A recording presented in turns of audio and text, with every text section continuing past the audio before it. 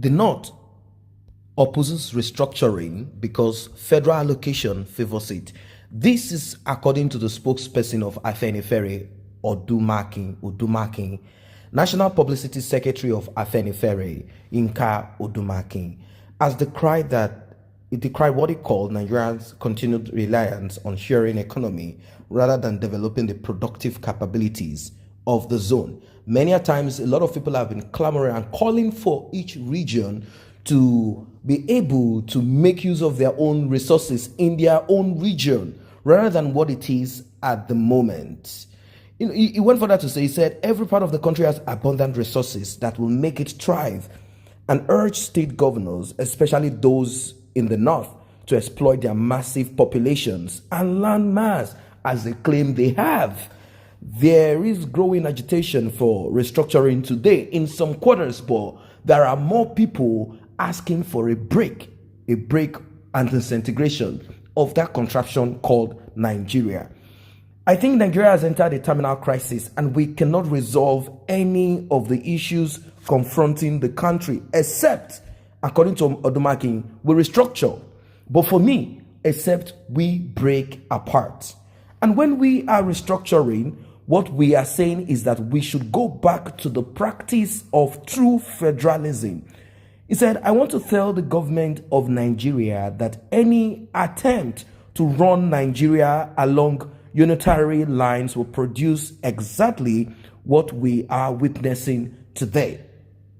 What Chief Obafemi Awolowo warned about as far as back as 1967 is what is happening today. Talk about security. You can see all the hula baloo and noise they are making about the informal security measures taken by the Southwest governors to secure the lives and property of everybody living in the southwestern part of Nigeria.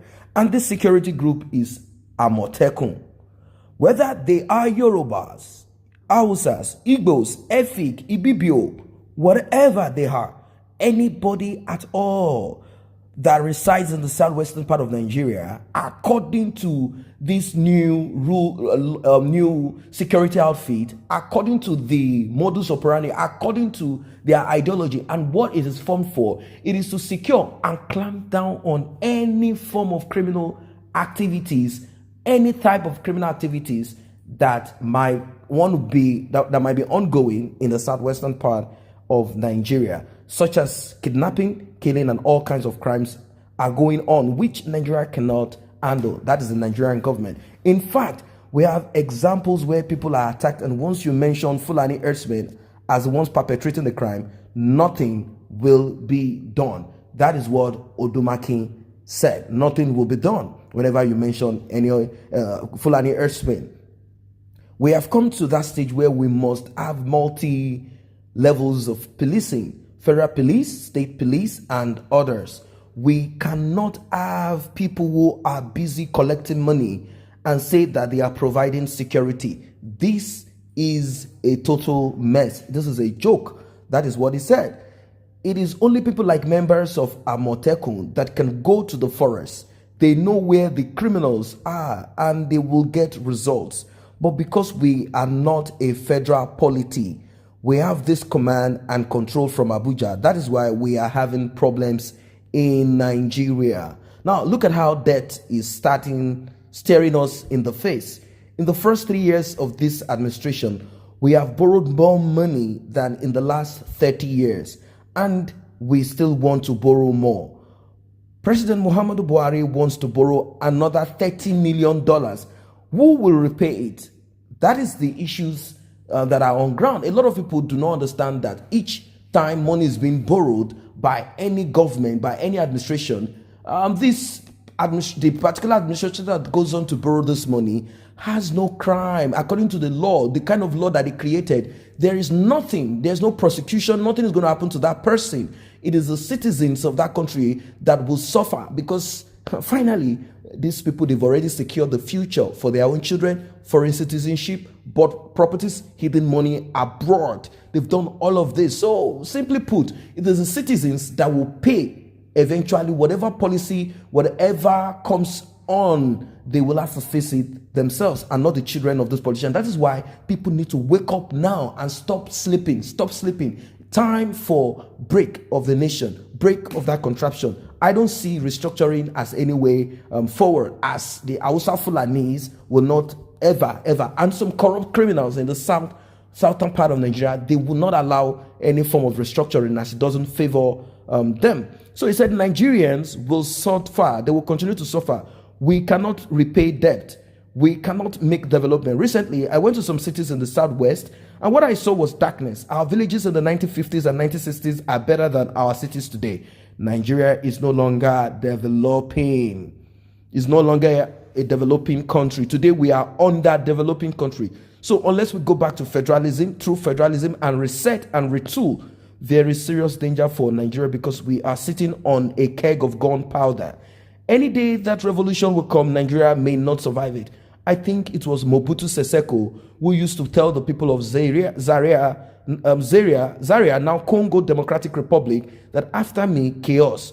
What these people are telling Nigeria today is after me, it will be chaos. To avoid that kind of chaos, we have to restructure. In fact, my own take about restructuring is if only there will be opportunity in that restructuring for people to vote to stay in or out. That is just it. That is my own understanding of restructuring. Ability for people, the power for the people to vote and say, look, enough is enough. We don't want to be part of the system any longer. Now, let's look at resources. Resource control is an integral part of true federalism. Under federalism, every part of the federation hosted their resources and then paid rent to the center, and that is what it's supposed to be. That is the meaning of resource control, which is also an integral part of restructuring. During the 2014 National Conference, it was agreed that every part of Nigeria should exploit their resources and remit a percentage of the revenue to the central government annually. It was agreed that we will give a gap of 10 years for every part of the country to develop their resources first. Every part of Nigeria has enough resources, but it is because of the oil money they are sharing now that has made enough ignore their own resources. The conference had unanimous agreements on all subjects before its except derivation. The only way Nigeria can achieve peace is to restructure along federal lines where every region will be given autonomous control of its resources. That's just what it is. The command and control structure we have now will not allow us to develop or get anywhere. The only people that are developing are the people that are lining their pockets with loot. Now, how best can the resource control be sold to the North to get them on board? That is what some people are looking at, and I do really care less about that, because at the end of the day, from what I've seen, it will be too difficult for these people to be educated to know, to change their mind, if I might use that word, because they know what it is already. To them, they feel the structure is the way it is. Go to the North and see numbers of our Marjorie children lining all over the streets. They are just there. They know the truth. The problem they have is that they are reaping where they have not sown. That's just what it is. Because of the sharing they are doing now, they don't want to tap into the resources they have. They use all the time they should have used in producing to go and share money in Abuja. They are supposed to train their workforce to be productive. In fact, that is why the amalgamation came into existence. The British monarchy, for their own personal evil gain, they amalgamated the North and the South together because the North was not productive. It wasn't viable. So now the practice is still the same. The North is not that viable, apart from farm produce being brought into the South from the North. And now people say they don't want the cattle any longer if it is going to be all of this chaos that we are actually facing. So he said, but if care is not taken, this thing will get out of hand. Look at the way they are sharing money now. Because you have a landmass that is big, you want to get more allocation. In economics, the first factors of production is land. Niger State, for example, has more land than the whole of the Southeast states put together. Why shouldn't they put their land to productive use? You also talk of labor as a factor of production. What happened to the population that they claim they have? When we say let's restructure, what we are saying is that we will take a certain percentage of the 100.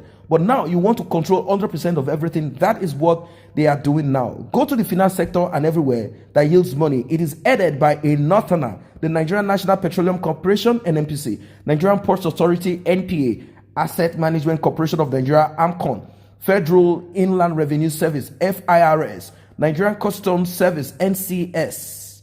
All of them are headed by Northerners. So they want to control everything.